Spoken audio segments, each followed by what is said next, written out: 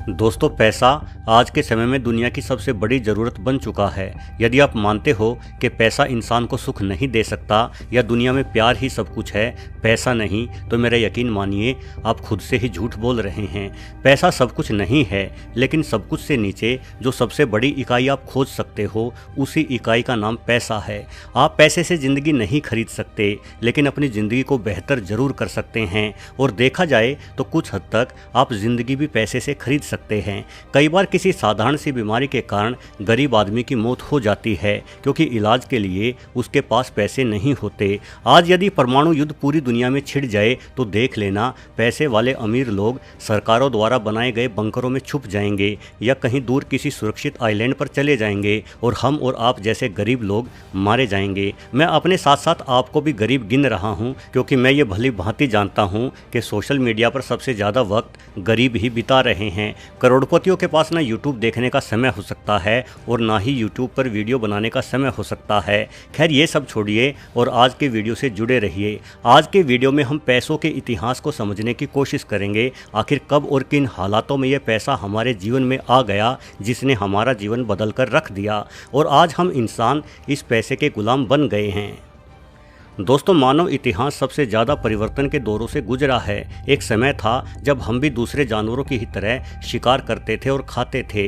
हम पेड़ों पर भी चढ़ सकते थे, इसलिए पेड़ों से फलों को तोड़कर भी जरूर खाते होंगे। यानी हम भोजन के लिए प्रकृति पर निर्भर थे, और निर्भरता कभी आगे बढ़ने नहीं देती। आपने जानवरों में देखा होगा कि ये एक दूसरे का भोजन भी छीन लेते हैं। यदि चीता शिकार करता है और आसपास कोई शेर मौजूद हो, तो वो शेर तुरंत उस चीते से शिकार को छीन लेगा।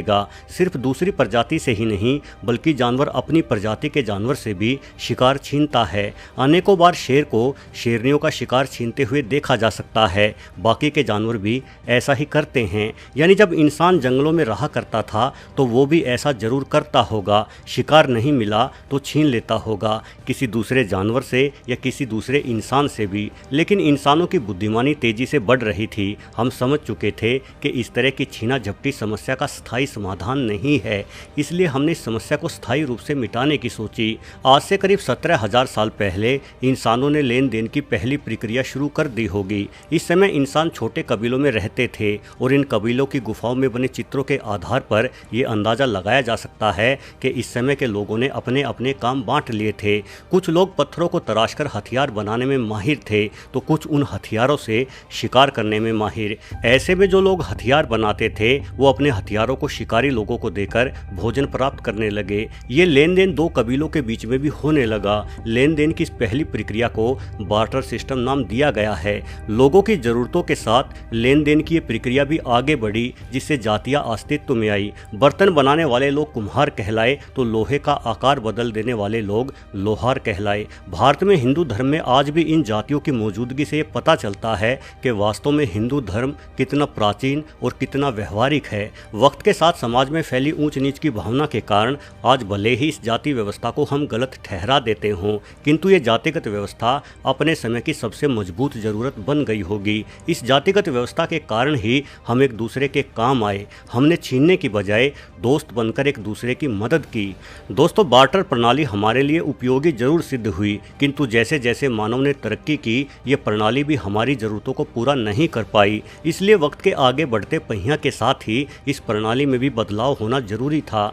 आज से करीब 10 से 12 हजार वर्ष पूर्व खेती की शुरुआत होने तक ये प्रणाली कमोडिटी मनी में बदल गई। यानी अब हम सिर्फ भोजन या हथियारों का ही नहीं, बल्कि हर जरूरी सामान का आदान प्रदान करने लगे। हम एक दूसरे के साथ गाय भैंस जैसे पालतू पशुओं से लेकर अनाज, जानवरों की खाल, लड़ने के लिए तलवार और ढाल जैसे हथियारों को भी व्यापार के रूप में इस्तेमाल करने लगे। सिर्फ इतना ही नहीं, हमने इंसानों को भी खरीदना और बेचना शुरू कर दिया।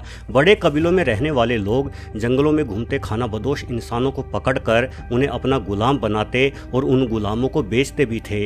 इसी समय से वेश्यावृत्ति भी अस्तित्व में आई। हमने हर वस्तु की कीमत तय कर दी, लेकिन समस्या ये थी कि हर वस्तु की कीमत अलग अलग होती थी। उदाहरण के लिए, वैसे शायद आपको मेरा उदाहरण पसंद ना आए, किंतु हमें केवल इतिहास मानकर ही समझना चाहिए।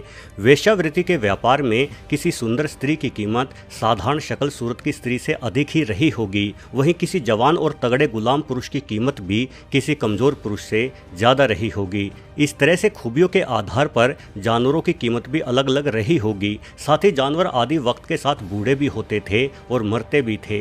यानी कमोडिटी मनी लेन देन का एक ऐसा तरीका था जिस तरीके में हमारी संपत्ति की कीमत वक्त के साथ बढ़ने की बजाय घट जाती थी, और कीमत में इस तरह की भिन्नता आना लेन देन में अस्थिरता पैदा करता होगा। इसलिए हमें एक ऐसी वस्तु की जरूरत थी जिसकी कीमत बढ़ते स्तर की ओर हो, ताकि उस वस्तु की मांग हमेशा ही एक समान बनी रहे। ये माना जाता है कि सोने और चांदी जैसी धातुओं की खोज आज से करीब 8 से 10 हजार साल पहले ही हो चुकी थी, किंतु इन खूबसूरत धातुओं की दुर्लभता और आकर्षण का एहसास हमें 1500 BC पहले ही होना शुरू हुआ था। इस समय तक इंसान धातुओं को पिघलाकर धातुओं का आकार बदल देने में भी माहिर हो चुका था। इसलिए व्यापार में सोने और चांदी के सिक्कों का चलन आया। ये चलन कहाँ से शुरू हुआ, इस बारे में पक्के तौर पर कुछ नहीं कहा जा सकता, किंतु ज्यादातर इतिहासकार मानते हैं कि सोने और चांदी के सिक्कों का सबसे पहला उपयोग आज से करीब 1000 वर्ष पूर्व चीन में शुरू हुआ था। मेरे मत से यह उपयोग दुनिया के अलग अलग हिस्सों में स्वतंत्र रूप से शुरू हुआ होगा, और इस उपयोग ने इंसान के जीने का नजरिया ही बदल दिया। धरती पर फैला सोना इकट्ठा होने लगा, लोग अमीर या गरीब कहलाने लगे। सोने का सर्जन हुआ तो चोरी और लूटपाट जैसी घटनाओं में भी तेजी आई। सोने और चांदी के सिक्कों ने भले ही दुनिया में व्यापार की सूरत बदल दी, किंतु इन सिक्कों में भी एक बहुत बड़ी समस्या थी, जो था इनका भंडारण। जिस तरह से एक 100 के नोट में और 500 के नोट में कोई विशेष फर्क नहीं होता, दोनों ही नोट कागज से बने होते हैं, और आपकी जेब में जितनी आसानी से एक 100 के नोटों की गड्डी आ सकती है, उतनी ही आसानी से 500 के नोटों की गड्डी भी आ जाएगी। लेकिन ऐसी सुविधा सोने चांदी के सिक्कों में नहीं थी। जितना बड़ा व्यापार होता, उतनी ही अधिक मात्रा में सिक्कों को भी ढोना पड़ता था, जिससे सिक्कों को संभालने से लेकर उन्हें एक स्थान से दूसरे स्थान पर ले जाने में भी दिक्कतें आने लगी। इसलिए एक लंबे समय तक सोने चांदी के सिक्के इस्तेमाल होने के बाद अब बदलाव की आवश्यकता महसूस हो रही थी, और वर्ष 1279 में एक बड़ा बदलाव आया। मंगोलियाई शासक कुबलाई खान ने सबसे पहले कागज के नोट बनाने की शुरुआत इसी वर्ष में की।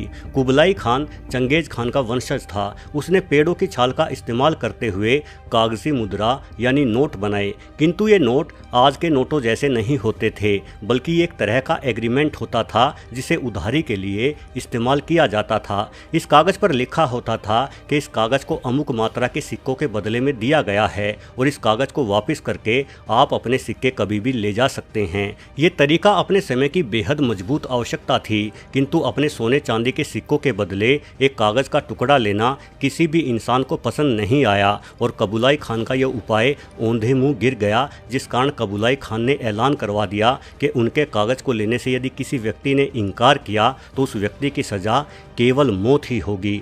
जबरदस्ती थोपे जाने के बाद ये तरीका काम कर गया, और सभी राजाओं ने अपने अपने नाम से इस तरह के नोट या कहिए एग्रीमेंट छपवाने शुरू कर दिए। वक्त बीतते बीतते इस एग्रीमेंट में आते सुधारों के साथ ही आज इस्तेमाल होने वाले नोट अस्तित्व में आए हैं। आज भी गवर्नर के हस्ताक्षरों के साथ नोट पर लिखा होता है कि मैं नोट के धारक को अमुक रुपए देने का वचन देता हूं।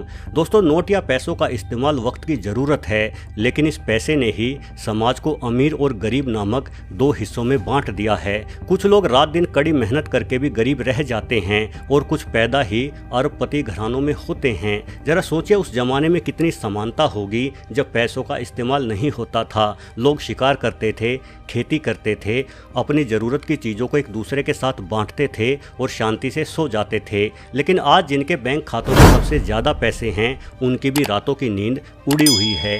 वीडियो देखने के लिए आपका बहुत बहुत धन्यवाद।